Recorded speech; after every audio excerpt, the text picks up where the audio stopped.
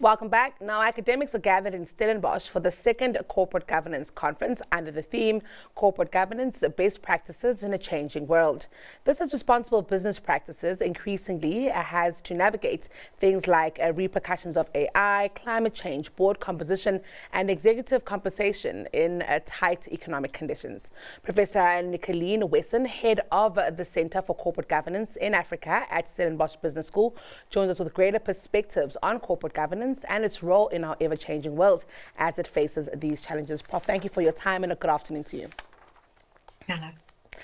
Nicolene, I'm keen to get your thoughts on overall how the world is thinking about issues of governance. When we think of ESG, there's a lot of emphasis on the E, kind of emphasis on the S, but hardly ever on the issue of governance, which I think is becoming a more important in a complex world.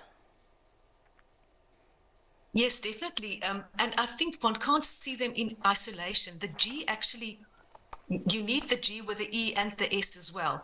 And in South Africa, we're quite good with the G, meaning that, we have the King Report on Corporate Governance, which is really world class. But now, getting that practically being applied in companies to be able to steer your sustainability in the right direction and also address social inequalities.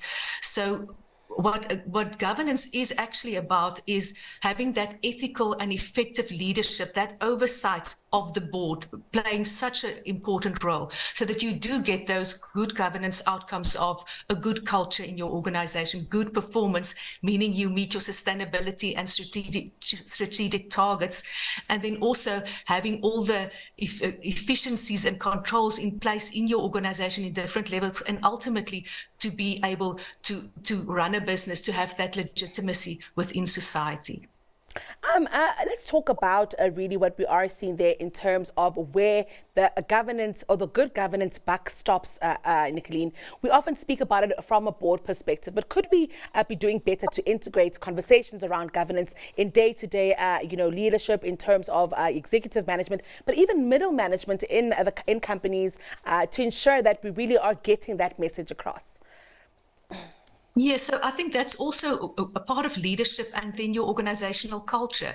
So if you have all the processes in place to be able to say, this is the strategy, the board has the oversight, but the executives and the management need to be able to fulfill that strategy and to execute that. So one needs all levels to buy into this. And if you have this culture, like the top down, you've got the right message right from the top, then that will filter through. And then having those control systems in place so that one ensures, even at the lowest level, that we do all adhere to the standards that we all committed to be able to have a better world for all and a better future. Let's also talk about complexities. We're seeing a world that is inundated with shocks, wars, pandemics. It really is a very, very difficult time to be a leader and possibly to govern over organizations in their most efficient way. In your opinion, Nicolene, how should those who are in charge of governance in organizations be maneuvering through these shocks, but also planning ahead and ensuring that we are seeing stable organizations and institutions? Yes, I think COVID has learned us a lot of lessons, specifically that we really need each other. I mean, with COVID, all the supply chains were affected. So I think companies are now really seeing what it means to look after your stakeholders and to listen to your stakeholders. So you've got many stakeholders. So there's really, I think, within a changing world, that new perspective of, yes, the environment is also a stakeholder, but we really need to think about our whole supply chain.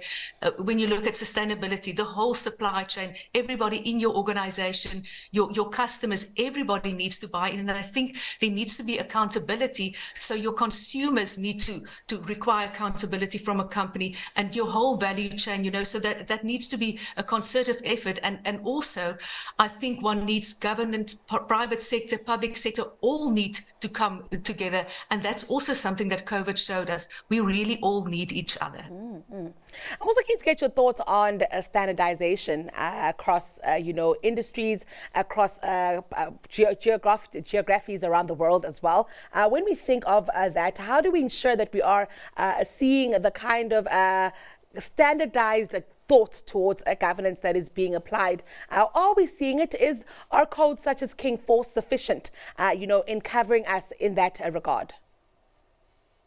So you can have as many codes and rules, but if it's not really applied in the spirit of what needs to be done, then there is a problem. So what we see, we have those good rules and legislations globally as well, but often it's a tick box exercise, but we actually need commitment, that it's really truly being applied. I'm also keen to get your thoughts here on issues of disclosure. Often when we think of governance, we think of, making sure that we're letting investors and stakeholders know what they need to know. It is a little bit more complex than that, but could we be improving disclosures in order to improve governance? I think definitely we can. Often people say disclosure is more cost, but disclosure is transparency. So when you're transparent about the way you're doing your business, it really builds a lot of trust, and ultimately you have a stronger organization. Something that we've recently especially seen with disclosure, I don't know whether you're aware of the new draft bills on executive remuneration. Again, more disclosures required to make sure that we address those income inequalities and issues like that. So disclosure is important because that's the way you communicate to your stakeholders, and that is how you transparently show your accountability towards the strategy that you are saying that you're following.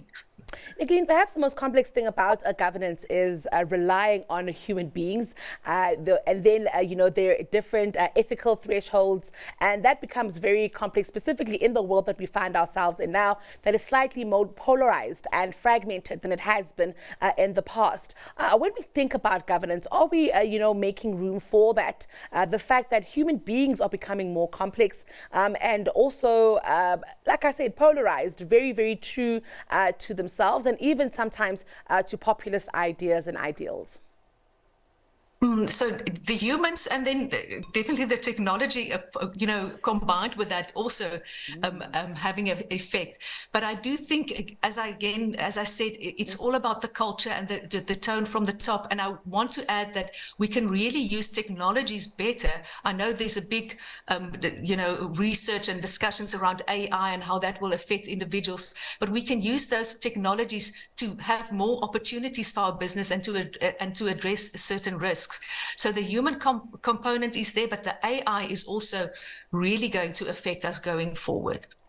Another interesting dynamic we are seeing in workplaces is the shift with more young people in there, millennials and Gen Z. I'm wondering how they're shaping governance. Is there a conversation that is emerging there that is different to what you might have seen in the past year? And even with the research that will be presented, for instance, as academics gather in Stellenbosch, are we expecting that younger people will require more from governance and from those who are appointed, responsible for governance?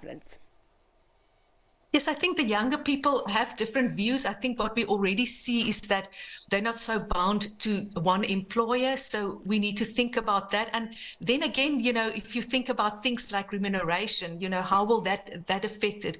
What we also, for instance, saw in the draft legislation on remuneration is you now need to disclose, or the draft suggests that you disclose the difference between the highest paid and the lowest paid employee. And if the young people don't want to be an employee, but it's a contractual worker, how will that affect the whole scene? So there's a lot of things, but I think ultimately your employees, they are one of your internal stakeholders and one of the most important ones. So we need to listen to them, and we need to find a solution, together to be able to build our business and really have long-term value for all our stakeholders.